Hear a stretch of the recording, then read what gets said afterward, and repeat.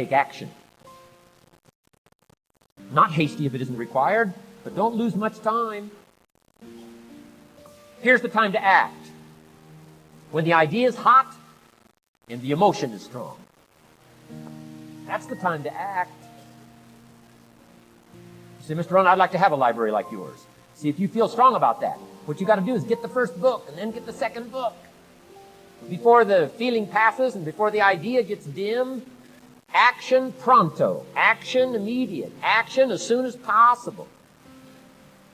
Because if you don't, here's what happens. We call it the law of diminishing intents. We intend to when the idea strikes us. We intend to when the emotion is high. But now if you don't translate that into action fairly soon, now the intent starts to diminish.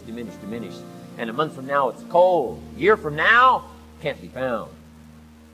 So act. Set up a discipline when the emotions are high and the idea is strong and clear and powerful. That's the time to set up the discipline. Somebody talks about good health and you're stirred. Right. You need to get a book on nutrition. Get the book before the idea passes and before the emotion gets cold. Go for the book. Start the library. Start the process. Fall on the floor. Do some push-ups. Action. Got to take action. Otherwise, the wisdom is wasted. Otherwise, the emotion soon passes. Unless you put it into a disciplined activity. Capture. Disciplines is called how to capture the emotion and how to capture the wisdom and translate it into equity. Disciplines. Now, here's what's important about disciplines. All disciplines affect each other.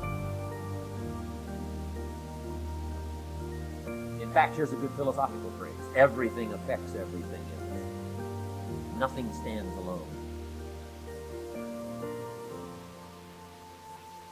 Don't be naive in saying, well, this doesn't matter. I'm telling you, everything matters. There are some things that matter more than others, but there isn't anything that doesn't matter.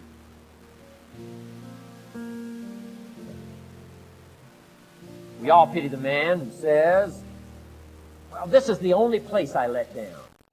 Not true. Key to take home. Every letdown affects the rest of your performance. Every letdown affects the rest.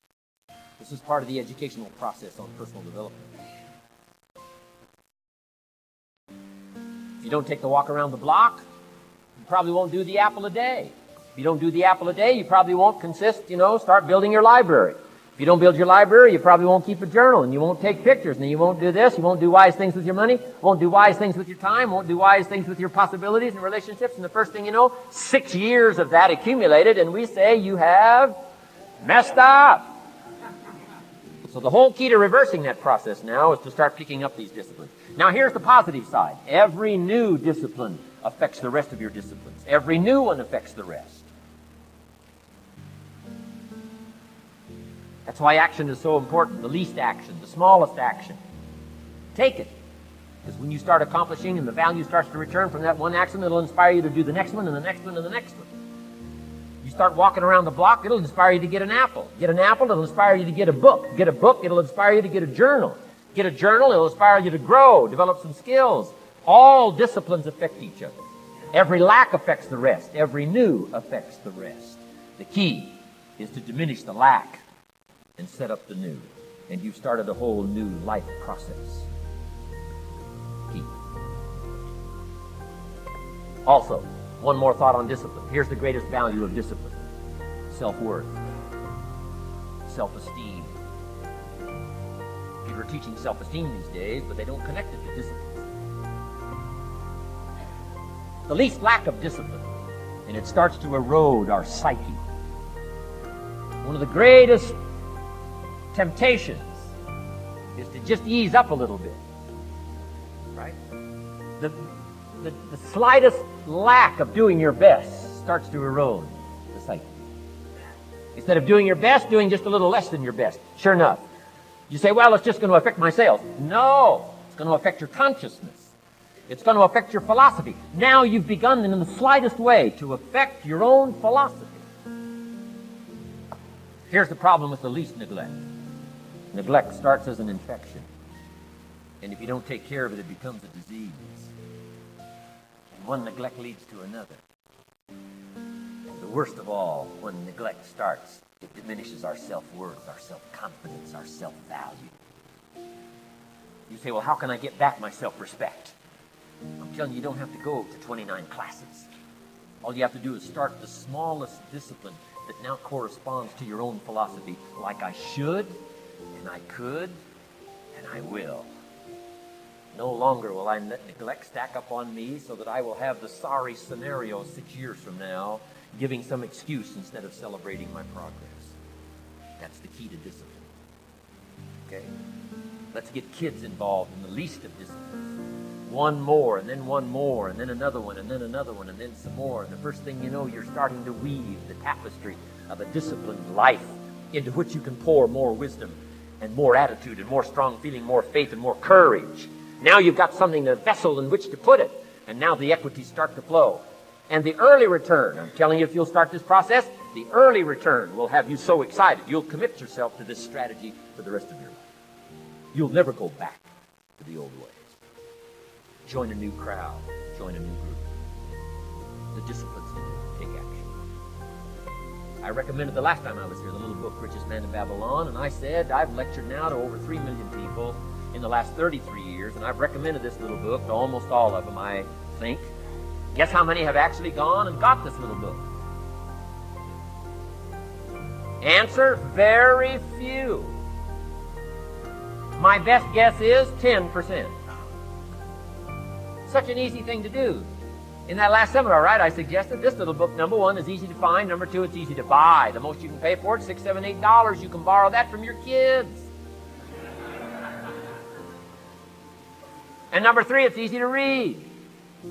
It's in story form. That's why I use it for teenagers, teaching them how to be rich by 40, 35, if you're extra bright, much sooner, if you find a unique opportunity. But if it's easy to find and easy to buy, and if it's easy to read, why wouldn't everybody go get it? We don't know. What do you know? You don't know. I don't know. Nobody knows.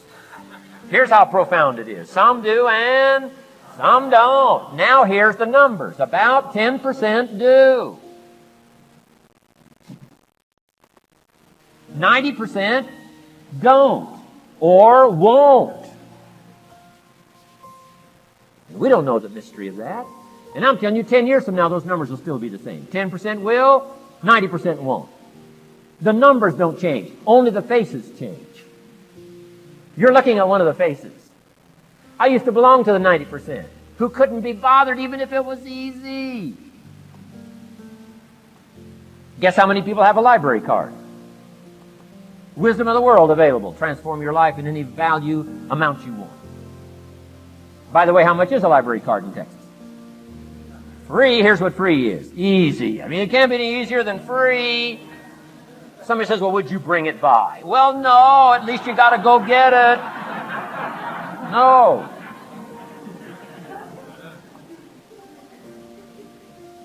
Wisdom of the world available. Transform your life spiritually, socially, personally, economically, and every other way. Teach you how to be rich and powerful and sophisticated and healthy, influential. How many people have a library card? Answer, 3%. 95, 97% couldn't be bothered. Guy specializes in happy hour, but he doesn't have a card. And now readily and quickly blames the government and blames his company and blames policy and blames the pay scale. When if he only knew, if he joined the 3%, here's my advice to you today. Walk away from the 97%.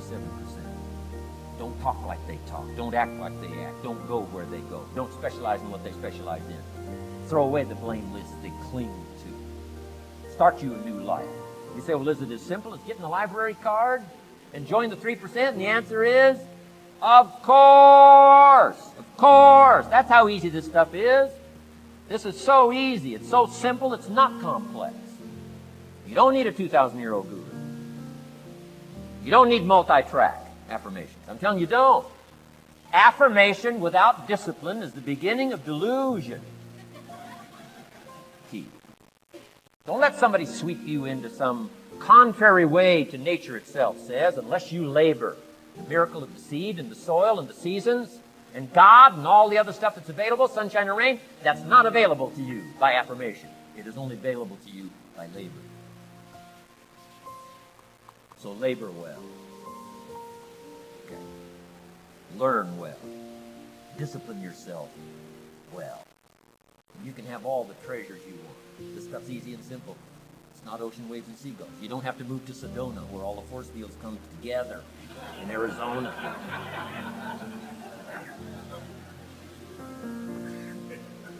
Let's teach our kids the simple ways to transform their health, number 1. Their economics, number 2. Their ability to communicate, number 3. Their life and treasure and lifestyle, number 4. Spirituality, number 5. And the list goes on and on. Let's not leave out any of the least of disciplines that encourage us to do the next one, to do the next one, to do the next one. First thing you know, this whole scenario for you is spinning up instead of out of control on the negative side. This is all you got to do. It's as simple as this. It's as simple as a start, committing yourself to life change. And once you start down this road, I promise you, you'll join the 10% and the 3%. We're going to talk financial independence in just a little while. Guess how many people can retire from the income of their own personal resources when it comes time to retire? Answer, 5%. In the most independent country in the world, 95% are dependent, 5% are independent. Take charge of your own retirement. I'm telling you, if you take charge of your own retirement through personal development and all these skills we've taught today, plus what's coming up, financial independence, I'm telling you, take charge of your own retirement, you can multiply it at least by 5, maybe by 10, maybe by 20, maybe by 100. Let the government take care of it, some company take care of it, you got to divide by 5. Take charge of your own life, take charge of your own day, take charge of your own conversation. Take charge of your own family. Take charge of your own possibilities. And learn these skills, develop this kind of strategy, and I'm telling you, life will open up for you. Join the 3%. Join the 10%. Join the 5%. Walk away from the 95%. In our Leadership Weekend we teach. Find out what poor people read and don't read.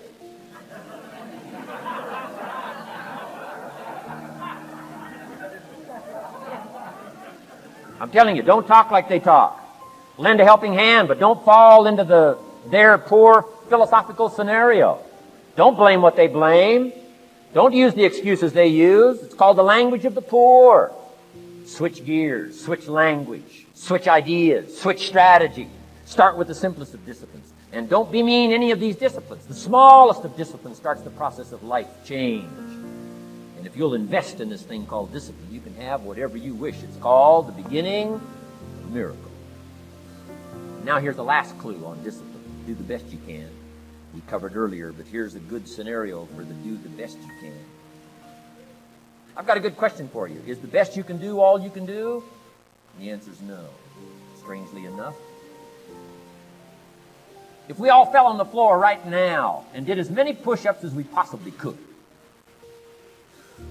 and let's say for some reason you haven't been into push-ups lately, I can't imagine why, but let's say the best you can do is 5. And you look up at the rest of us and say, hey, 5 is the best I can do. We can tell by the look on your face that's probably true. 5 is the best you can do. Now, is 5 all you can do? The answer is no. If you rest a little, you can do 5 more. And if you rest a little, you can do 5 more. And if you rest a little, you can do 15 more. How did we get from 5 to 15? It's a miracle.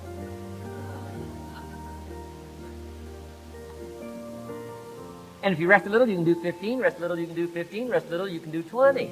How did you get from 5 to 20? It's a miracle. Did you know you can keep doing that? Do a little more, rest a little, do a little more, rest a little, and finally get up to 50 push-ups? Is it possible to get up to 50 push-ups? Of course.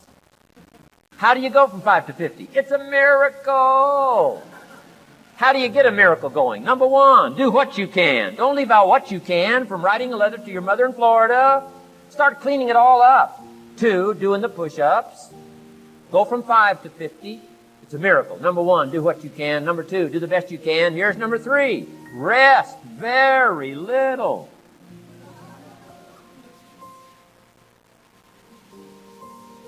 Don't rest too long. Why? The weeds take the garden.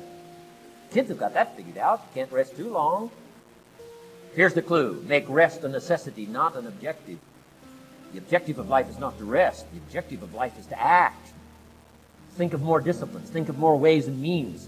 in which to use your own wisdom and your own philosophy, and use your own attitude, your own faith, your own courage, your own commitment, your own desires, your own excitement. Invest it in discipline so that it's not wasted. The smallest of discipline. Thereby transform your life. Join the 5%, join the 10%, join the 3%.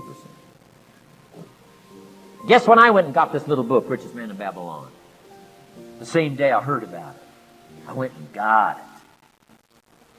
Somebody says, well, Mr. Rohn, does that make you different than most other people? And the answer is yes. Somebody says, well, why is that? We don't know. We don't know. What do you know? You don't know. I don't know. None of us knows. Some do and some don't. The numbers don't change. Only the faces change. From those who get in on a seminar like this, listen to a dynamic sermon, read a book, listen to some cassettes, take seriously the next conversation of a friend who wants to level with you, and do something about it. And you can walk away from the 97% and not live there anymore. Because if you don't, the next 6 years of your life will be like the last 6. Mr. Shove said to me, Mr. Rohn, 6 years now you've been working. I'm telling you, the next 6 years of your life is going to be like the last 6 unless you take advantage and start making these personal changes. I made the changes, totally revolutionized my life. So take a look at the next 5 years of your life. It's going to be like the last 5 unless you change. And if you will change, everything will change. Join the 5%. 10 years from now, the numbers are going to be the same. But I'm telling you, some faces in this audience can change and start showing up in the 3% crowd, in the 5% crowd, in the 10% crowd, and thereby dynamically affect your life and your future. Develop these strengths.